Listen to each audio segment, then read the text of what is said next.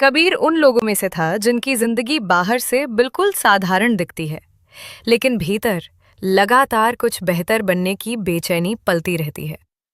वो सुबह तय समय पर उठता, जल्दी जल्दी तैयार होता और रोज की तरह उसी भीड़ भरी सड़क से गुजरते हुए ऑफिस पहुंच जाता। उसके चेहरे पर न कोई शिकायत होती, न कोई बड़ी उम्मीद का दिखावा, लेकिन उसके मन के भीतर एक सपना था। ऐसा सपना जो हर महीने की सैलरी से बड़ा था, हर रोज की थकान से भारी था और हर अपमानजनक अनदेखी से और गहरा होता चला गया था। वो जानता था कि वो मेहनत करता है, ईमानदारी से करता है, फिर भी जब भी प्रमोशन की बात आती, उसका नाम अक्सर सूची में कहीं पीछे छूट जाता। कबीर एक प्राइवेट कंपनी में काम करता था, जहां काम से ज्यादा दिखावे और प्रभाव की अहमियत थी। वहां लोग देर तक रुकते कम थे, लेकिन देर तक दिखाते जरूर थे कि वे कितने जरूरी हैं। कबीर उन लोगों में नहीं था। वो काम करता था, चुपचाप करता था और उम्मीद करता था कि एक दिन उसका काम ही उसकी पहचान बनेगा। लेकिन समय के साथ उसे समझ आने लगा था कि इस दुनिया में सिर्फ अच्छा होना काफी नहीं होता, अच्छा दिखना भी जरूरी होता है। ऑफिस में उसके बॉस विराट का अलग ही रुतबा था। विराट सख्त मिजाज का इंसान था, जिसकी आंखें सिर्फ फाइलों तक सीमित नहीं रहती थीं।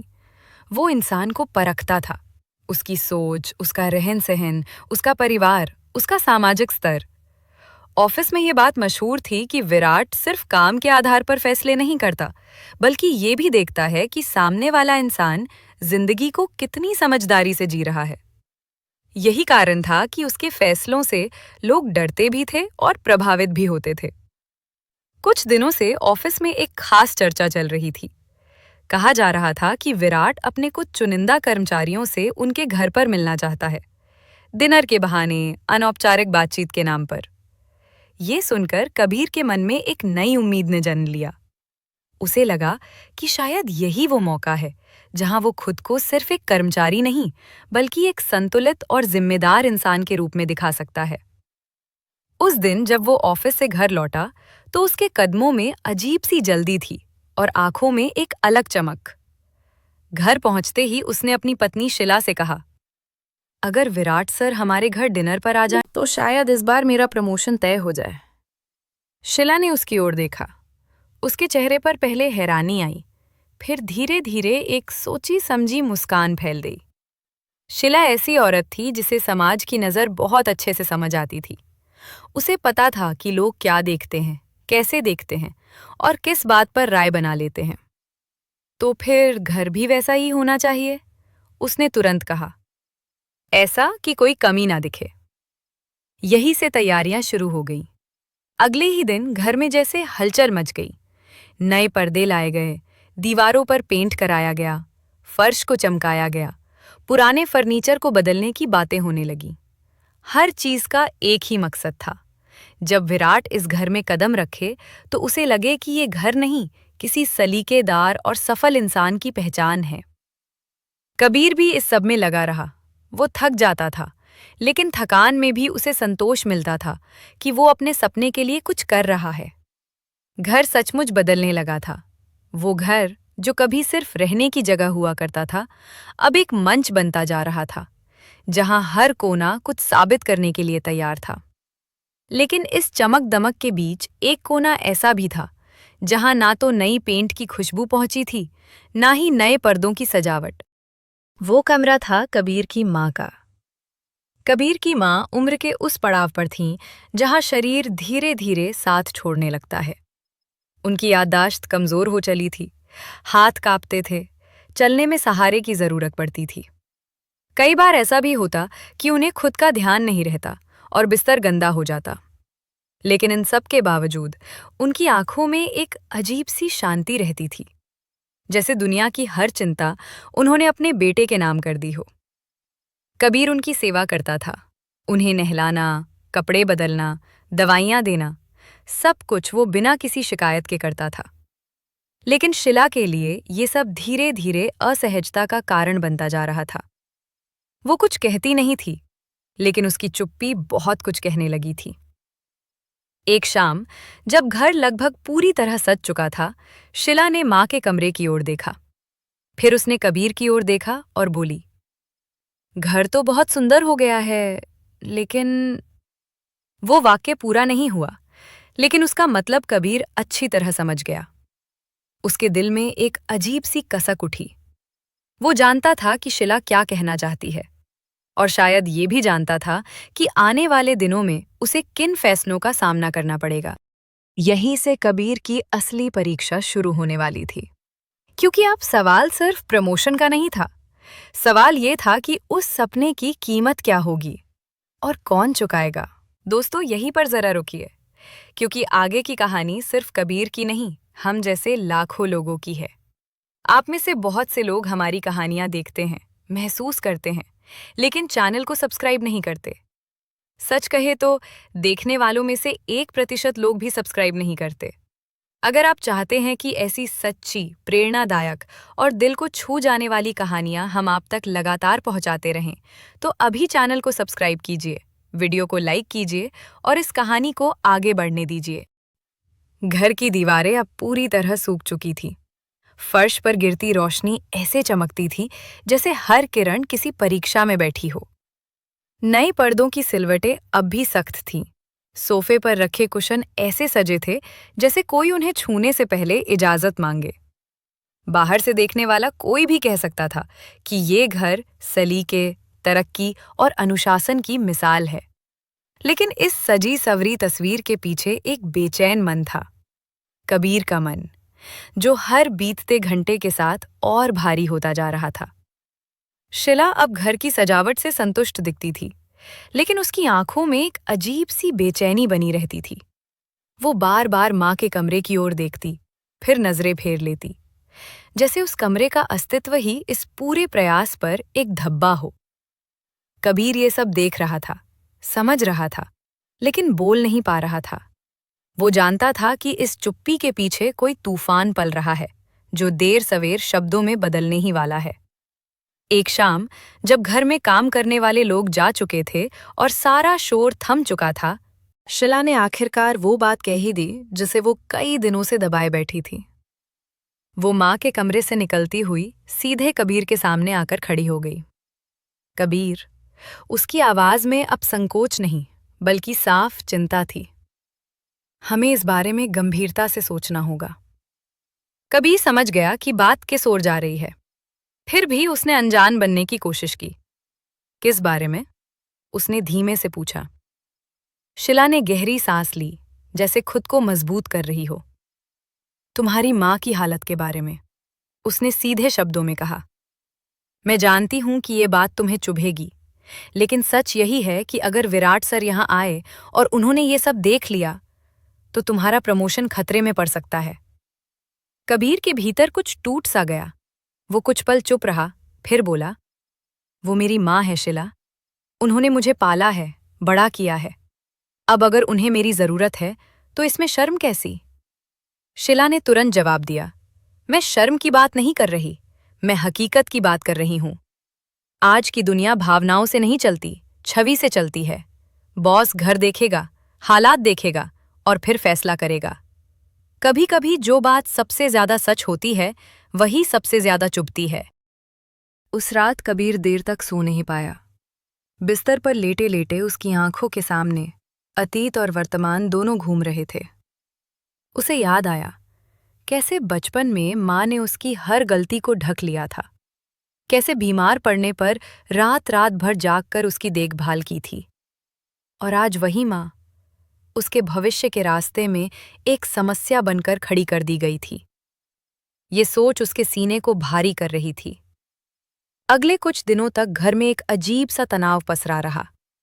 शिला माँ के कमरे में कम जाती, और अगर जाती भी तो जल्दी लौट आती। कबीर सब कुछ नोटिस करता था, लेकिन कुछ कह नहीं पाता था। वो खुद भी भीतर से टूट रहा था। ऑफिस में प्रमोशन की बातें और तेज हो गई थी।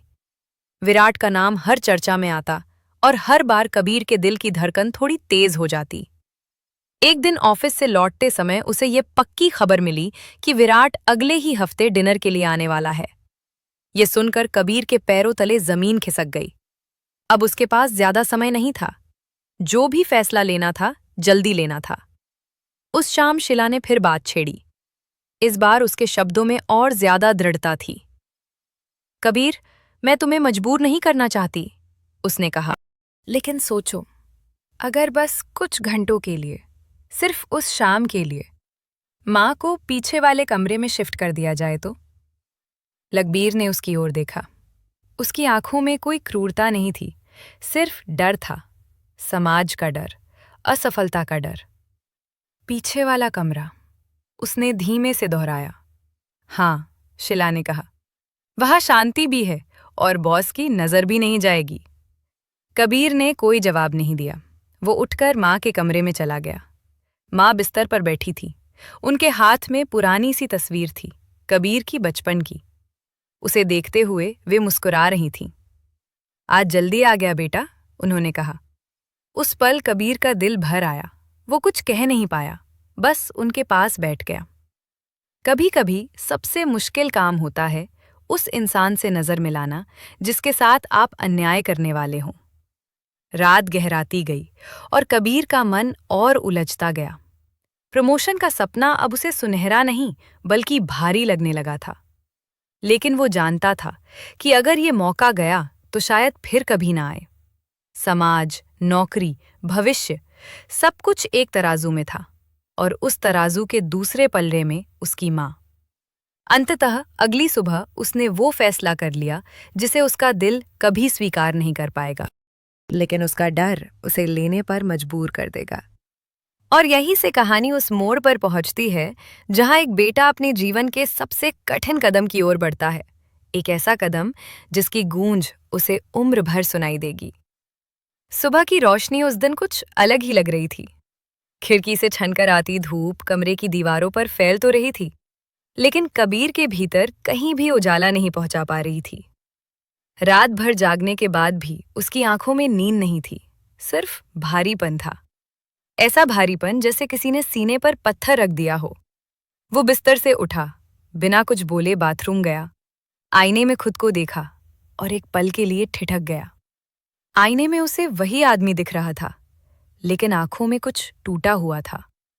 वो जानता था कि आज उसे वो करना है जिसके बारे में सोचते ही उसका दिल कांप उठता है। घर में अजीब सी खामोशी थी। शिला रसोई में थी, लेकिन चूल्हे की आवाज भी उस सन्नाटे को तोड़ नहीं पा रही थी। वो जानती थी कि कबीर क्या करने वाला है, और शायद यही वजह थी कि वो कुछ कह नहीं रही थी। शब्द अब बेकार हो चुके थे। फैसला हो चुका था, बस उसे अंजाम तक पहुंचना था। कबीर धीरे धीरे माँ के कमरे की ओर बढ़ा। दरवाजा खुला था। माँ बिस्तर पर बैठी थीं। उनके हाथ में एक पुरानी तस्वीर थी, काली सफेद तस्वीर जिसमें एक छोटा सा बच्चा अपनी माँ की गोद में बैठा मुस्कुरा रहा था। वही बच्चा कबीर था। माँ तस्वीर को बार बार देख रही थी, जैसे उसमें कोई कहानी छुपी हो जिसे वे हर बार नए सिरे से पढ़ती हों। बेटा, उन्होंने कबीर को देखते ही कहा, ये देख, तू कितना छोटा था, तब भी कितना रोता था, और आज भी उतना ही चुप रहने लगा है। माँ की आवाज में शिकायत नहीं थी, बस अपनापन था। कबीर कुछ पल वहीं खड़ा रहा। उसे लगा जैसे उसके पैर जमीन में धंस गए हों। वो पास गया, माँ के बगल में बैठ गया। उसके हाथ अपने आप माँ के हाथ पर रख दिए। वो कुछ कहना चाहता था, बहुत कुछ, लेकिन शब्द गले में अटक गए। कुछ देर बाद उसने खुद को संभालते हुए कहा, माँ, आज आपको थोड़ी देर के लिए दूसरे कमरे में ले चलूं? माँ ने उसकी ओर देखा। उनकी आंखों में सवाल नहीं था, बस भरोसा था। जैसा तू कहे बेटा, उन्होंने कहा, जहां तू ठीक समझे। यही वो वाक्य था जिसने कबीर के दिल को सबसे ज्यादा चोट पहुंचाई। कोई सवाल नहीं, कोई विरोध नहीं, बस समर्पण। उसने माँ को सहारा दिया। उनका शरीर अब बहुत हल्का हो चला था, लेकिन उस हल्केपन में सालों की ममता का भार छुपा था। वो उन्हें धीरे धीरे घर के पीछे वाले कमरे की ओर ले गया। वो कमरा छोटा था, दीवारों पर पुरानी पुताई थी, एक कोने में पुरानी अलमारी पड़ी थी और खिड़की भी आधी खुलती थी। ये कमरा कभी किसी के रहने के लिए नहीं बना था। फिर भी कबीर ने वहीं बिस्तर लगाया, साफ चादर बिछाई, रजाई ठीक से ओढ़ाई। हर हरकत में एक अजीब सी जल्दी भी थी और एक डर भी, जैसे वो जितनी जल्दी ये सब खत्म कर ले उतना ही कम दर्द होगा। माँ ने चारों ओर देखा और हल्की सी मुस्कान के साथ कहा, यहाँ तो शांति है बेटा। कबीर ने सिर हिला दिया। अगर वो बोलता तो शायद रो पड़ता। उसने माँ के पैरों के पास बैठकर रजाई ठीक की। माँ ने उसके सिर पर हाथ फेरा। तू परेशान मत हो, उन्होंने कहा, सब ठीक हो जाएगा। कभी कभी माँ अपने बच्चे के सबसे गलत फैसले को भी आशीर्वाद समझकर स्वीकार कर लेती है। कबीर उठा। उसने कमरे से बाहर कदम रखा। दरवाजे पर आकर वो एक पल के लिए रुक गया। उसके हाथ कुंडी पर थे, लेकिन मन भीतर लौट जाना चाहता था। उसे लगा, अगर वो अभी रुक जाए तो सब ठीक हो सकता है। लेकिन तभी उसके जहन में प्रमोशन, बॉस, समाज और भविष्य की तस्वीरें उभर आईं। उसने आंखें बंद की और कुंडी लगा दी। वो आवाज सिर्फ दरवाजे की नहीं थी, वो आवाज उसके भीतर कुछ टूटने ने की थी। उसने खुद से नजरें चुरा ली। वो तेज कदमों से आगे बढ़ गया, जैसे वहां रुकना उसके लिए असहनीय हो। शिला दूर खड़ी ये सब देख रही थी। उसके चेहरे पर राहत बोध भी थी और अपराध बोध भी। उसने कुछ कहना चाहा, लेकिन शब्द उसके भी गले में फंस गए। वो जानती थी कि जो हो चुका है उसे बदला नहीं जा सकता। पूरा दिन घर में एक अजीब सी बेचैनी छाई रही। कबीर बार बार उस कमरे की ओर देखता, फिर नजरें हटा लेता। उसे ऐसा लगता जैसे हर दीवार उसे घूर रही हो, हर चीज उससे सवाल कर रही हो। लेकिन वो किसी को जवाब नहीं दे पा रहा था। शाम होने लगी। बाहर हल्की हल्की चहल पहल बढ़ने लगी। वही शाम जब बॉस आने वाला था। वही शाम जिसके लिए ये सब किया गया था। कभी कभी इंसान अपने सपनों को सजाने के लिए अपनी आत्मा को एक अंधेरे कमरे में बंद कर देता है और बाहर से कुंडी लगा देता है, ये भूलकर कि उस कुंडी की चाबी उसे खुद ही उम्र भर ढूंढनी पड़ेगी। शाम धीरे धीरे उतर रही थी। घर के बाहर लगी लाइटें जल चुकी थीं और उनके उजाले में घर किसी नए संसार जैसा लग रहा था। साफ, सजा हुआ, व्यवस्थित। हर चीज अपनी जगह पर थी, जैसे किसी ने बहुत सोच समझकर हर वस्तु को वहीं रखा हो जहां वो सबसे ज्यादा अच्छी लगे। लेकिन इस बाहरी चमक के नीचे एक बेचैन धड़कन थी जो लगातार तेज होती जा रही थी। कबीर का दिल घड़ी की सुई के साथ साथ दौड़ रहा था। हर मिनट उसे उस पीछे वाले कमरे की याद दिला रहा था, जिसकी कुंडी अब भी बंद थी। शिला बार बार रसोई से बाहर झांकती, मेज पर सजे बर्तनों को ठीक करती, फूलों की सजावट को छू कर देखती। सब कुछ परफेक्ट होना चाहिए, ये सोच अब उसकी आदत बन चुकी थी। लेकिन इस परफेक्शन के बीच उसकी नज़र अनजाने में उस गलियारे की ओर चली जाती जो पीछे वाले कमरे तक जाता था। वो नज़र तुरंत हटा लेती, जैसे वहां देखना भी कोई अपराध हो। दरवाजे की घंटी बजी। कबीर के शरीर में जैसे झटका सा लगा। उसने गहरी सांस ली और दरवाजे की ओर बढ़ा। जैसे ही दरवाजा खुला, सामने विराट खड़ा था, संतुलित, आत्मविश्वासी और वही गंभीर चेहरा जिसे कबीर रोज ऑफिस में देखता था। लेकिन आज ये चेहरा उसके घर के दरवाजे पर था और यही बात कबीर को भीतर तक हिला रही थी। आइए सर, कबीर ने मुस्कुराते हुए कहा। हालांकि उसकी मुस्कान में हल्का सा तनाव साफ झलक रहा था। विराट ने घर के अंदर कदम रखा। उसकी नजरें चारों ओर घूमने लगी। वो बिना कुछ बोले हर चीज को देख रहा था। दीवारें, फर्नीचर, सजावट, सफाई। ये कोई साधारण नजर नहीं थी, बल्कि परखने वाली नजर थी। घर बहुत सलीके से रखा है, उसने कहा। लगता है आप चीजों को गंभीरता से लेते हैं। कबीर के भीतर राहत की एक लहर दौड़ गई। शिला ने भी हल्की मुस्कान ली। डिनर शुरू हुआ। खाने की खुशबू, बातचीत का शोर, हल्की हंसी, सब कुछ वैसा ही था जैसा कबीर ने सोचा था। कुछ देर के लिए वो ये भूल ही गया कि उसके घर में एक ऐसा सच भी है जिसे उसने जानबूझकर छुपाया है। खाना खत्म होने के बाद विराट ने पानी का गिलास रखा और कुर्सी से थोड़ा पीछे होकर बैठ गया।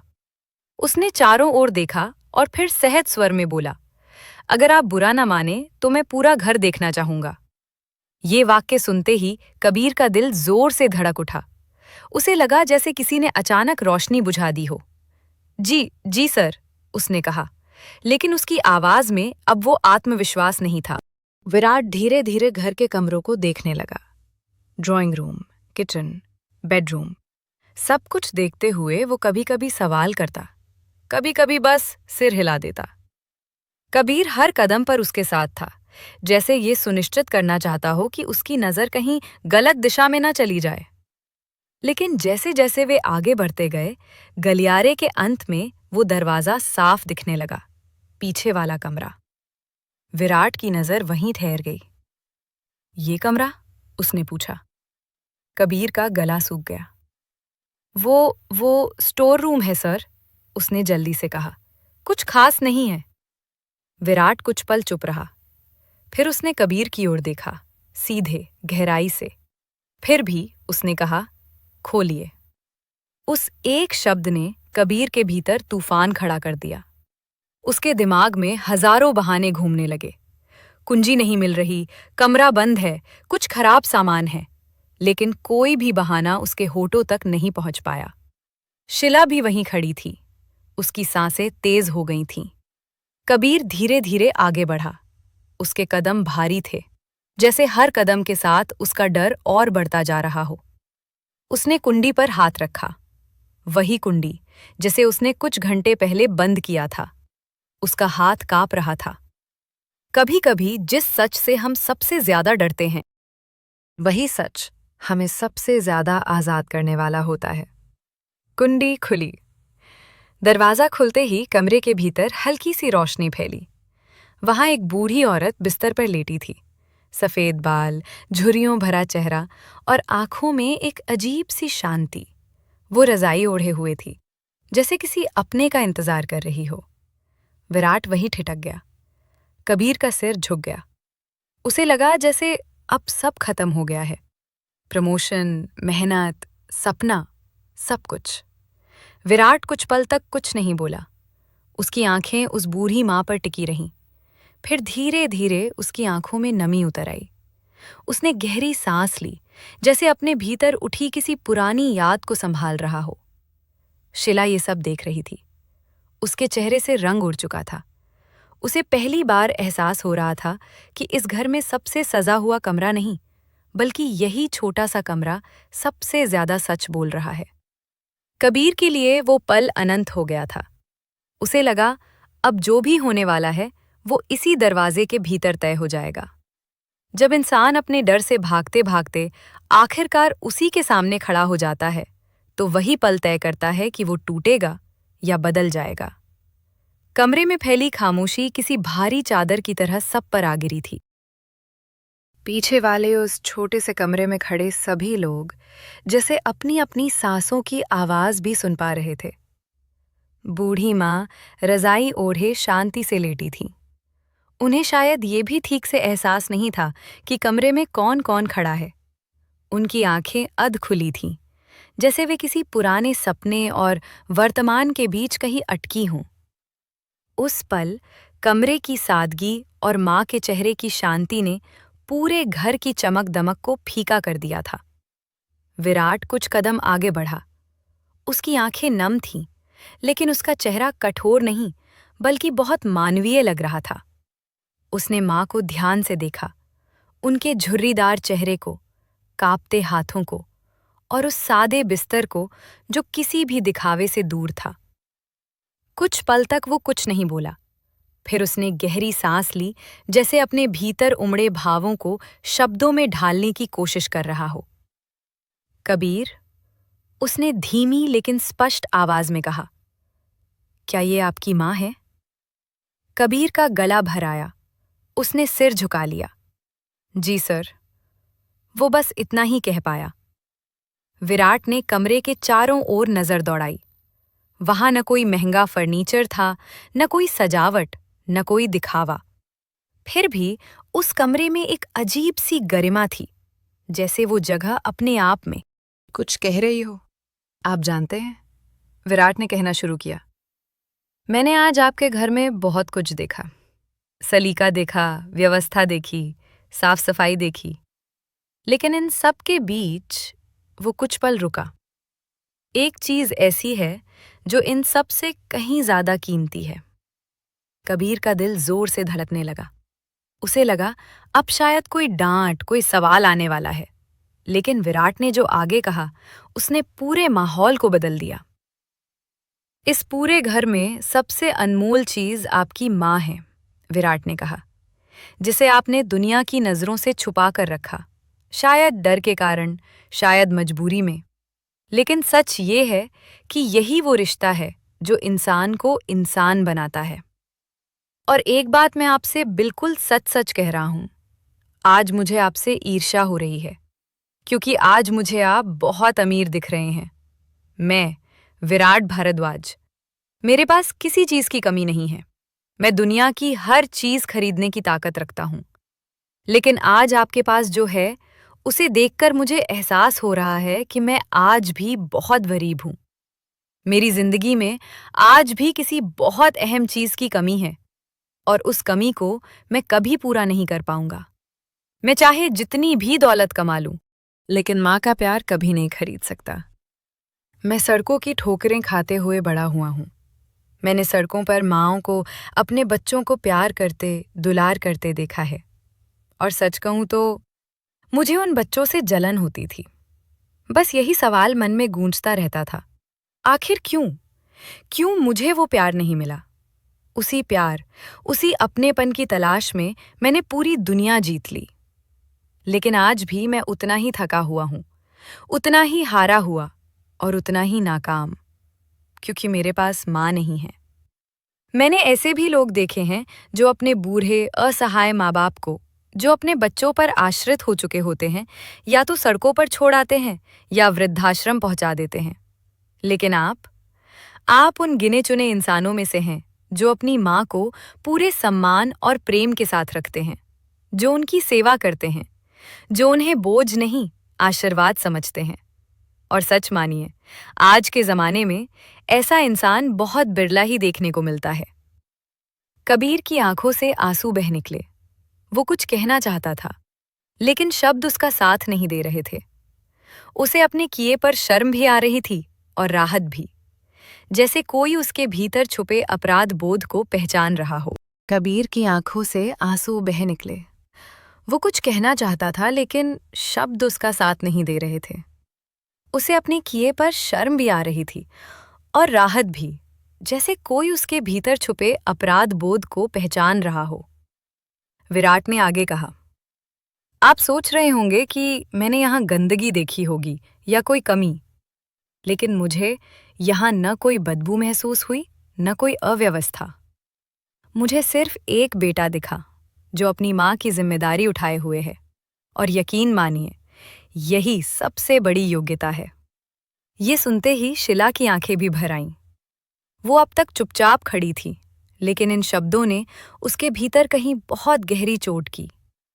उसे अचानक एहसास हुआ कि जिस चीज को वो समाज के डर से बोझ समझ रही थी, वही उनके घर की सबसे बड़ी ताकत थी। उसे याद आया कैसे उसने माँ के कमरे से मुंह फेर लिया था, कैसे उसने सिर्फ इमेज के बारे में सोचा था, इंसान के बारे में नहीं। विराट ने कबीर के कंधे पर हाथ रखा। कबीर, उसने कहा, मैं आज ही आपका प्रमोशन अप्रूव करता हूं। कबीर ने चौंक कर उसकी ओर देखा। सर? उसकी आवाज में विश्वास और अविश्वास दोनों थे। हाँ, विराट ने कहा, क्योंकि जो इंसान अपने जीवन की सबसे अहम जिम्मेदारी को उठाए हुए हैं, और यकीन मानिए, यही सबसे बड़ी योग्यता है। ये सुनते ही शिला की आंखें भी भर आईं। वो अब तक चुपचाप खड़ी थी, लेकिन इन शब्दों ने उसके भीतर कहीं बहुत गहरी चोट की। उसे अचानक एहसास हुआ कि जिस चीज को वो समाज के डर से बोझ समझ रही थी, वही उनके घर की सबसे बड़ी ताकत थी। उसे याद आया कैसे उसने माँ के कमरे से मुंह फेर लिया था, कैसे उसने सिर्फ इमेज के बारे में सोचा था, इंसान के बारे में नहीं। विराट ने कबीर के कंधे पर हाथ रखा। कबीर, उसने कहा, मैं आज ही आपका प्रमोशन अप्रूव करता हूं। कबीर ने चौंक कर उसकी ओर देखा। सर? उसकी आवाज में विश्वास और अविश्वास दोनों थे। हाँ, विराट ने कहा, क्योंकि जो इंसान अपने जीवन की सबसे अहम जिम्मेदारी को ईमानदारी से निभा सकता है, वो किसी भी बड़ी जिम्मेदारी के काबिल होता है। ऑफिस की कुर्सी तो मिल जाएगी, लेकिन इंसानियत की कुर्सी हर किसी को नहीं मिलती। उस पल कबीर के भीतर कुछ टूटकर जुड़ गया। वो माँ के पास गया, धीरे से उनके पैरों के पास बैठ गया। माँ ने उसकी ओर देखा और हल्की सी मुस्कान दी। सब ठीक है ना बेटा? उन्होंने पूछा। कबीर ने उनके हाथ थाम लिए। हाँ माँ, अब सब ठीक है, उसने कांपती आवाज में कहा। शिला भी आगे बढ़ी। उसने माँ के पैरों को छुआ। माफ कर दीजिए माँ, वो बस इतना ही कह पाई। माँ ने उसके सिर पर हाथ रख दिया। बेटी हो तुम, उन्होंने कहा। गलती तो सबसे होती है। माँ कभी सवाल नहीं करती, माँ कभी हिसाब नहीं मांगती, माँ बस माफ कर देती है, हर बार। विराट ने कमरे से बाहर निकलते हुए एक बार फिर पूरे घर को देखा। अब उसे वो घर पहले जैसा नहीं लग रहा था। अब उसे ये घर ज्यादा सच्चा, ज्यादा जीवित और ज्यादा मानवीय लग रहा था। उसके जाने के बाद घर में एक नई शांति उतर आई। वो शांति जो सजावट से नहीं, समझ से आती है। कबीर और शिला दोनों जानते थे कि आज उन्होंने सिर्फ प्रमोशन नहीं पाया, बल्कि अपनी सोच को भी एक नई दिशा दी है। हम अक्सर दुनिया को दिखाने के लिए अपने घर की सबसे कीमती चीज को छुपा देते हैं, लेकिन जिस दिन हमें ये समझ आ जाता है कि माँ कोई बोझ नहीं, बल्कि हमारी जड़ों की सबसे मजबूत पकड़ है, उसी दिन हम जिंदगी में सच में आगे बढ़ते हैं।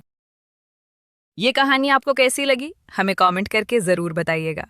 अगर वीडियो पसंद आई हो तो इसे लाइक कीजिए, अपने दोस्तों और रिश्तेदारों के साथ शेयर कीजिए और हमारे चैनल को सब्सक्राइब करना बिल्कुल भी मत भूलिएगा। जाते जाते हमें अपने शहर का नाम भी कमेंट्स में जरूर लिखकर बताइए। राधे राधे।